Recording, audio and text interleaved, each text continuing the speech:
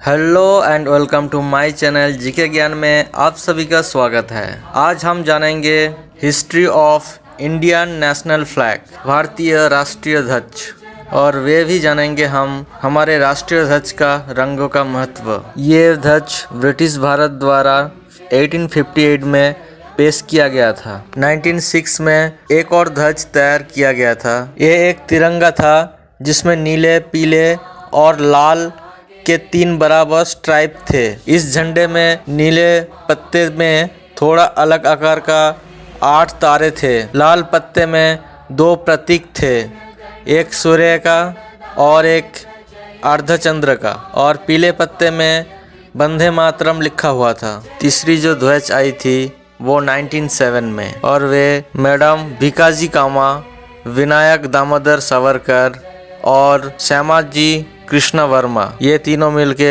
Design किया था इस ध्वज का। फिर आया चौथा झंडा जो 1917 में बाल गंगाधर तिलक द्वारा गठित किया गया था। झंडे में सबसे ऊपर यूनियन जैक था। बाकी झंडे में 5 लाल और 4 नीले पट्टियां थे। इस पर सप्तऋषि नक्षत्र के आकार पर अर्धचंद्र और एक तारे भी थे। 7 तारे थे। इस झंडे को जनता के बीच लोकप्रियता नहीं मिले। फिर आया गांधीज फ्लैग 1921 में। जैसे कि महात्मा गांधी चाहते थे कि भारत के सभी समुदायों को राष्ट्र के ध्वज में प्रतिनिधित्व किया जाए। इस झंडे में 3 रंग थे, ऊपर हरे रंग से सफेद और नीचे लाल रंग थे। सफेद भारत के अल्पसंख्यक समुदायों का प्रतीक है, हरे मुसलमानों का और लाल हिंदू और सिख समुदायों का प्रतिनिधित्व करता है। इन समुदायों की एक करने की प्रतीक सभी बंधों में चक्र खींचा गया था। फिर आया छठी फ्लैग जो द स्वराज फ्लैग नाम में जाना जाता है। वे 1931 में आया। कुछ लोग झंडे की सांप्रदायिक व्याख्या से खुश नहीं थे।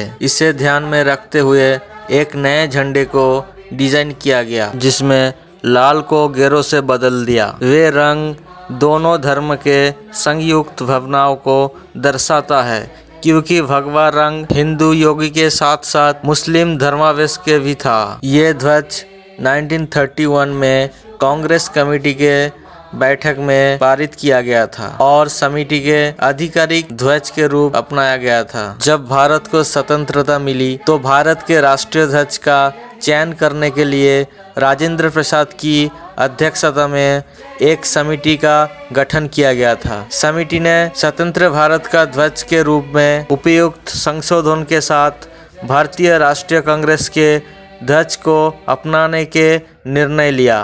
परिणाम स्वरूप 1931 के ध्वज को भारतीय ध्वज के रूप में अपनाया गया था, लेकिन बीच में चरखा को चक्र से बदल दिया गया और इसलिए हमारा राष्ट्रीय ध्वज अस्तित्व में आया। भारतीय राष्ट्रीय ध्वज का रंगों का महत्व। सबसे ऊपर आता है केसरिया रंग। केसर जो है साहस और त्याग के प्रतीक है। बीच में आता है सफेद रंग ईमानदारी, शांति और पवित्रता का प्रतिनिधित्व करता है। वे देश में शांति बनाए रखने के महत्व पर प्रकाश डालता है। हरा रंग आस्था और श्रेष्ठता का प्रतिनिधित्व करता है। वे समृद्धि, जीवनता और जीवन का प्रतीक है। अशोक चक्र या धर्म चक्र जो कानून का पहिया जिसको बोला जाता है।